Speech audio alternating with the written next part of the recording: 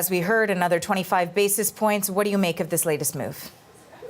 It's basically what all the central banks around the world are doing right now. The US, the UK, the European Union, they're all intent on taming inflation. And what's interesting, in every measure, in every country, the thing that has reversed the upward trajectory of inflation, though it's still 3 times the pace we want it to be, the thing that has reversed the trajectory from going further up has been falling fuel prices, which bank rate hikes have got nothing to do with. It's about global supply. And the thing is, with China reopening its economy after 3 years of COVID lull in production, it will be chewing up more of that global supply. So we may see prices spike again, notwithstanding whatever the central banks do. It's a bit of a pain point to see that the central banks have to do something, but what they're doing is perhaps irrelevant to what direction prices are going up or down in, other than to squish the economy and make it impossible for people to buy things.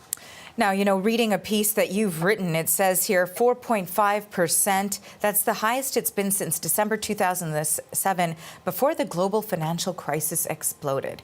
What does the future hold when we're sitting at a similar rate? Well, that's a great question. And I think the real question mark is, can we hang on to this 2% inflation rate target in an era of completely different fundamental issues in the economy than 30 years ago? This game plan of raising rates till you tame inflation is the official game plan of most countries since the 1990s. But the 1990s saw China come onto the scene, becoming the world's global factory and reducing prices of goods in a way we had not seen in decades. And so we are now looking at perhaps the same tensions in China driving prices up. We're looking at far more frequent extreme climate events that make our food prices go up and our oil prices go up. We are looking at this continued invasion of Ukraine by Russia that is suppressing global exports of wheat. That's why your pasta's up almost 30% and your bread prices are up 15%.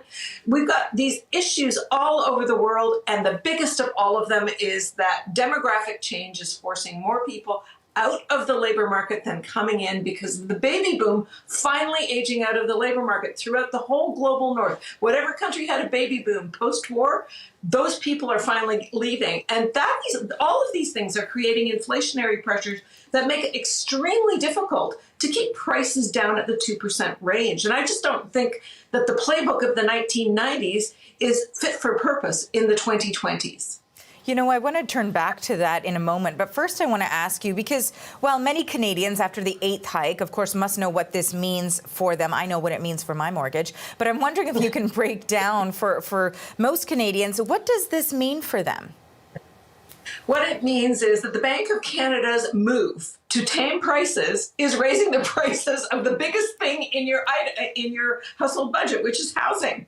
It's doing nothing to cool prices, and there's no government action to actually make sure we keep building housing as we pour people into the economy through immigration and temporary foreign workers, which is the Bank of Canada's #1 recommendation on how we cool the economy, is that we flood it with more supply of labor. Exactly at the time when wages and working conditions should be improving, we are going to do exactly the opposite. I just think it's an anti-worker agenda, and I don't know why we're doing that when we could be making everybody's lives better. So, you touched on the fact that this is a strategy that has been used for decades, and perhaps it's time to retool it. Perhaps there's time now to maybe explore a new strategy. What will work better? We know that Canadians, the majority of Canadians, are feeling the pinch of this strategy.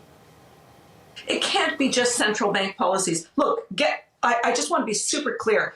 I'm an economist. This hurts to try and shed some light on why economic policy through monetary policy may not be the silver bullet we think. And I'm certainly an iconoclast in this vein. Most of mainstream economists are not saying anything like this.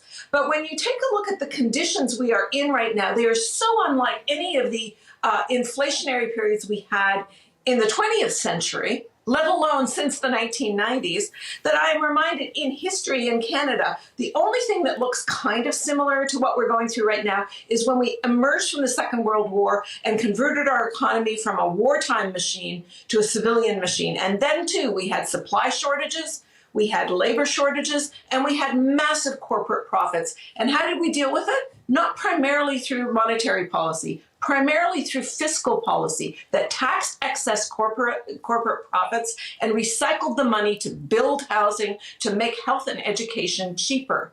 Okay, fast forward to today.